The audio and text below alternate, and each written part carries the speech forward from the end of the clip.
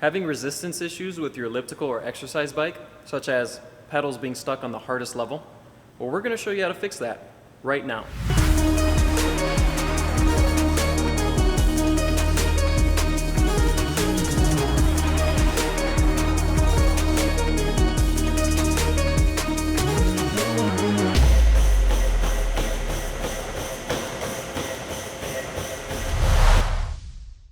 So here we have a Life Fitness X8, and this elliptical had resistance issues.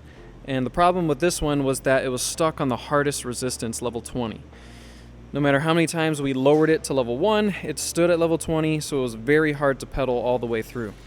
Now what I did here was I took off the shroud pieces, you can see them over there, so you can see the internals of the elliptical. You're going to have to do that. And 3 reasons as to why you are running into the same issue we are with the resistance. I'm going to show you right now. One of them is this little guy right here. This is what's called the resistance motor. And if this little knob right here isn't moving when you're messing with the resistance, so that's how you can test it, turn the elliptical on, plug it in, and start bumping up the resistance, lowering the resistance. And if this knob is not moving, which pulls on this cable right here, let me see if I can get in closer, this cable right here, then this is shot. You have to replace this, and it's around like 45 bucks. And that's what's causing your issue. So that's reason number 1. Reason number 2 is this cable literally right here. And I'm gonna show you on the other side what it looks like, because it runs all the way to the other side. So you can see right here, there's the cable running through into the Eddy Brake. This cable will over time get frayed, worn, and start to be weak. Let me show you the old one. Right here, we actually replaced it. We'll show you guys how to do that in another video, but if you look closely, there are wires pricking out of this cable right here. Or not wires, but little metal cables pricking out. That's because this started to get worn. Now this can snap, it can get weak, and if that's happening, that can mess with your resistance as well on the machine. You're gonna have to replace it. So that's reason number 2. Reason number 3, which is actually the reason why our elliptical was having resistance issues, was there are 2 cables right up in there. You see those 2 holes right there? And if you look closely, there are 2 metal cables housed in there that controls 2 magnets, one on the left side and one on the right side, that push up against the brake. So if one of those cables snaps, then the magnets aren't going to properly function. And you could actually look at that in this crease. You'll be able to, if you look closely, it's kind of hard on camera, but you'll be able to see the magnets. So when that resistance motor back there that I showed you earlier pulls on this cable and pulls this mechanism down, that's pulling these magnets down, lowering the resistance. So like level 1, level 2, level 3, those low resistances, it's lowering the resistance, so it's easy for this to move. Now if those cables snapped, which control it moving down, then those magnets are going to be forced back up. They're going to be pushed up, adding more resistance to the elliptical pedals.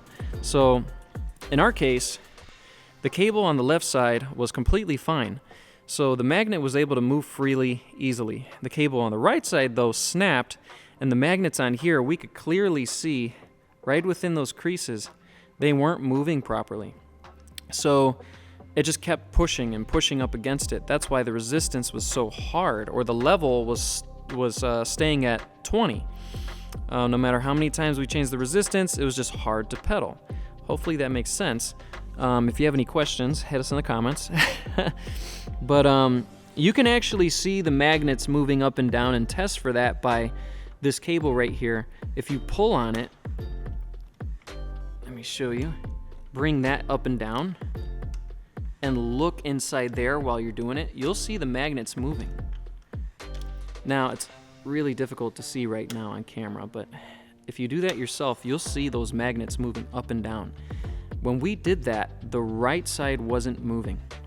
And then we actually, if you look very closely, you could even see the cables running through right up top. And we actually spotted the right one was indeed snapped. So that's how we diagnosed the issue. That's how we found out the actual problem. Our resistance motor was fine. It was moving. The cable, external cable right here, was a little frayed, not in so bad condition, but we decided to replace it anyway. And then when we actually looked in there to the internal cables, found out that the right one was completely snapped. So that's how you can diagnose your issue, see what the actual problem is with your resistance. And we're not going to go into how to remove the Eddy Brake from the frame. What we're actually going to show you is how to install, replace the cables that are broken within the brake itself. So Will's going to show you guys that right now. Like we mentioned, we discovered that the internal brake cables were frayed and not connected, causing maximum resistance. First thing we want to do is get this cable off. In order to do that, you got to flip the brake over and look through these circles and find where that cable mechanism is. And which is just a simple screwdriver. You're going to pop that drum right through, and voila.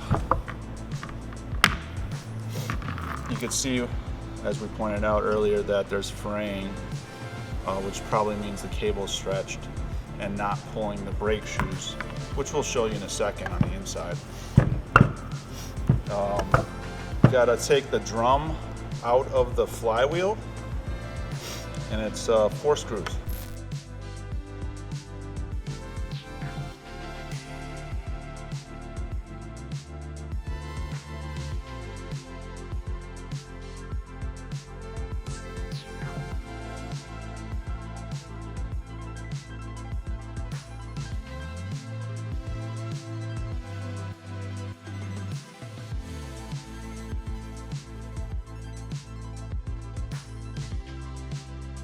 All right, we got these set screws loosened up, and this one took a little bit of work to get off the shaft. We applied some WD-40, and actually, if you want to flip it around here, we reapplied the nut to hold the shaft stationary while we essentially twisted this thing, this brake shoe, or this brake drum out. And I'll show you how to do that right now.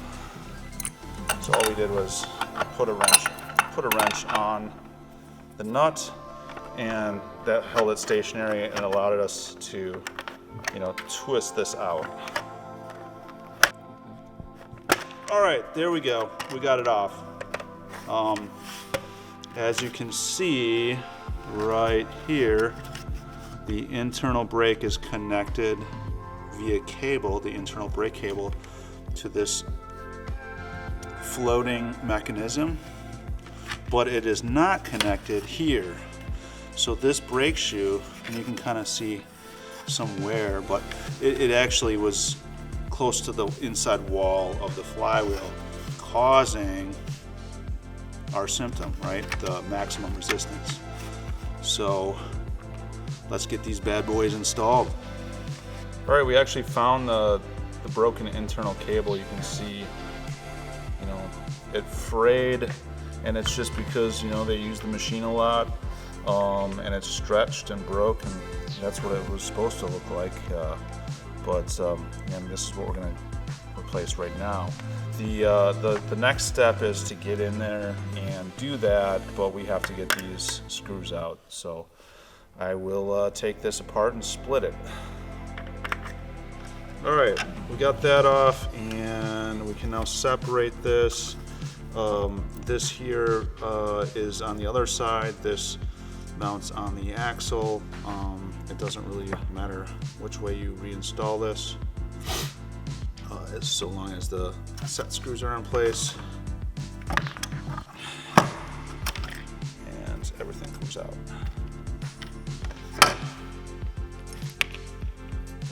We're just going to go ahead and replace both since we're in here.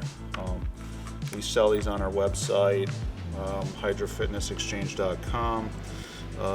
They're 1.5 inch internal brake cables, and they fit in there just like that.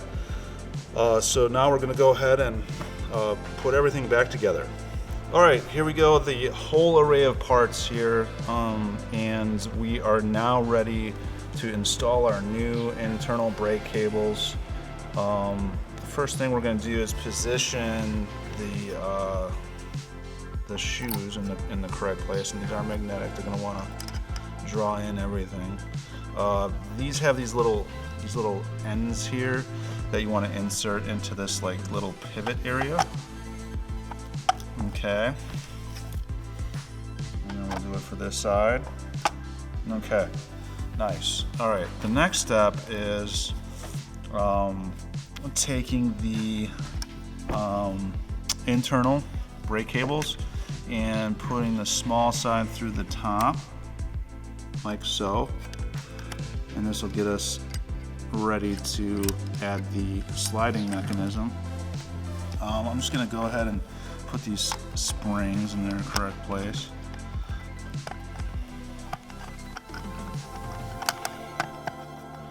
To hopefully limit movement in the,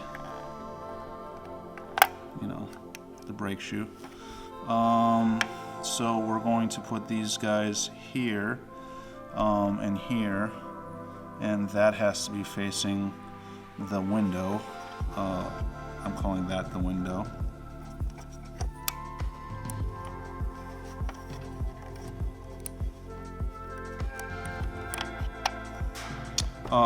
And also we're going to, now these things, this is what it slides on. Ultimately, this is what leads to the demise of the cable, because the friction of the cable on this little little cable axle, whatever you want to call it. Okay, and that goes over that. So yeah, and now we have to essentially we have the brake shoes in place, the cables going over the sliding portion here, the springs in place, and the pivots in the correct position. And you can see everything's aligned perfectly. If you zoom over here, you can see that it's equidistant, and same thing on that side. Everything looks good to go as far as putting it back together.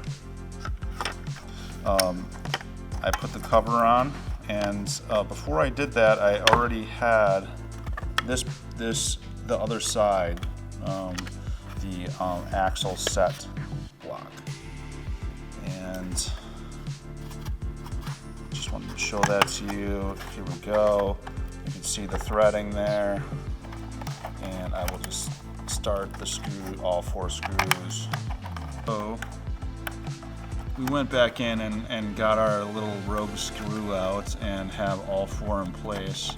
I'm just going to kind of give it a shake test. Sounds pretty solid. That looks good. And there we go.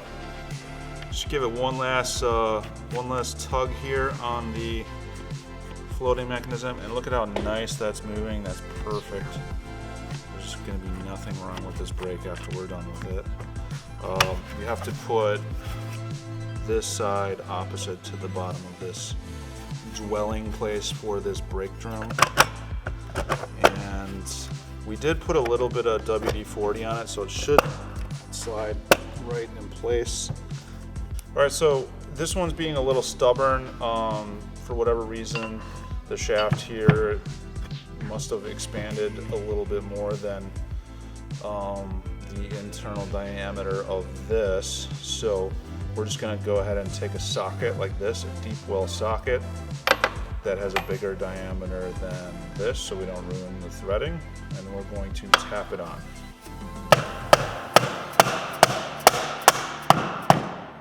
Just like that. All right, I'm putting these back on, and I guess I realized that at the time of extraction of these 4 screws that, it really, to get this brake drum out, all you really need to do is focus on the set screws and removing it from the shaft. I mean, I guess ultimately it doesn't make that much of a difference, but with these screws installed while removing the drum, it would make the drum itself more rigid and, you know, one piece solid. All right, now we're gonna set these screws and get ready to reinstall it. All right, we're back over by the machine here, and we're just gonna put the, we've got a fresh brake cable external, and we're gonna show you how to put that in. It's super simple, no tools required. You just insert there, kind of push it in place, and voila, simple as that.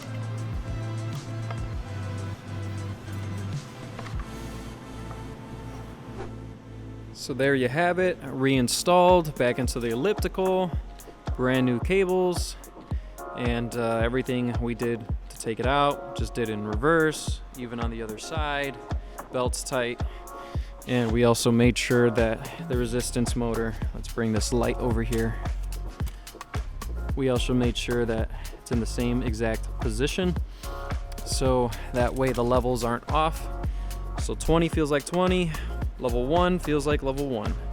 Now, I know that we didn't show you guys how to properly reinstall this cable and align with the levels on here. We're actually gonna come out with another video explaining how to replace this external cable instead of the internal cables. And in that video, we'll show you how to properly align to the resistance levels and how to install it into the brake and into the resistor itself, or the resistance motor. So keep an eye out for that video. Hope this helps somebody.